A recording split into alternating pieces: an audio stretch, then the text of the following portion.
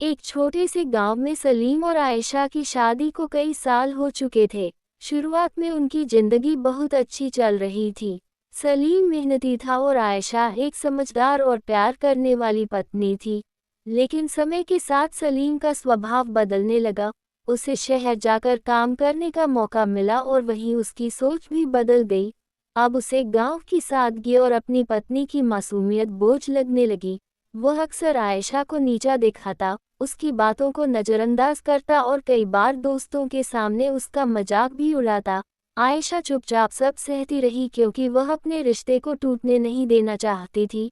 वह हर दिन उम्मीद करती कि एक दिन सलीम पहले जैसा हो जाएगा। लेकिन एक दिन सलीम शहर से लौटा और उसने साफ साफ कह दिया कि उसे अब आयशा के साथ नहीं रहना। उसने कहा कि वह उसे तलाक देना चाहता है क्योंकि वह अब उसके लायक नहीं रही। ये सुनकर आयशा का दिल टूट गया, लेकिन उसने रोने धोने के बजाय शांति से सलीम की बात मान ली। उसने बिना किसी झगड़े के घर छोड़ दिया और अपने मायके चली गई। लेकिन इस बार उसके अंदर एक नई ताकत जाग चुकी थी। उसने ठान लिया कि वह खुद को कमज़ोर नहीं बनने देगी। उसने अपनी पढ़ाई फिर से शुरू की, सिलाई का काम सीखा और धीरे धीरे खुद का छोटा सा बिजनेस शुरू कर दिया। दिन रात मेहनत करके उसने अपने काम को इतना बढ़ाया कि कुछ ही सालों में वह पूरे इलाके में मशहूर हो गई। लोग उसकी मेहनत और हिम्मत की मिसाल देने लगे। दूसरी तरफ सलीम की जिंदगी उतनी आसान नहीं रही। जिस शहर की चमक दमक ने उसे अपनी पत्नी से दूर किया था, वही शहर अब उसे अकेला और परेशान करने लगा। उसने जिस दूसरी लड़की के लिए आयशा को छोड़ा था, वह भी उसे धोखा देकर चली गई। उसका काम भी धीरे धीरे खत्म होने लगा और वह कर्ज में डूब गया। अब उसे अपनी गलती का एहसास होने लगा। उसे आयशा की सच्ची मोहब्बत और उसका साथ याद आने लगा।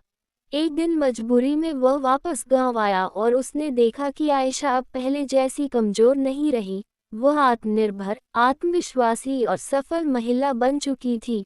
उसके घर के बाहर लोगों की भीड़ लगी रहती थी। सब उसके काम की तारीफ करते थे। ये सब देखकर सलीम को अपने किए पर बहुत पछतावा हुआ। वह आयशा के पास गया और उससे माफ़ी मांगने लगा। उसने कहा कि उसने बहुत बड़ी गलती की और वह उसे वापस अपने साथ ले जाना चाहता है।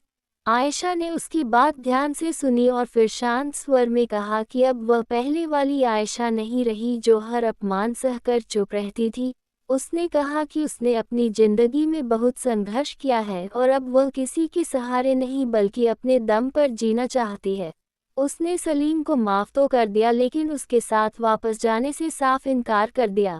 ये सुनकर सलीम को समझ में आ गया कि उसने क्या खो दिया है।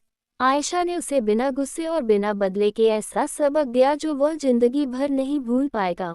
उसने साबित कर दिया कि किसी को नीचा दिखाकर खुद कभी ऊंचा नहीं हुआ जा सकता और असली ताकत अपने पैरों पर खड़े होकर जीने में होती है।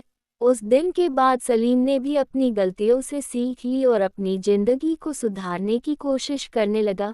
लेकिन आयशा ने अपनी नई दुनिया में आगे बढ़ना जारी रखा।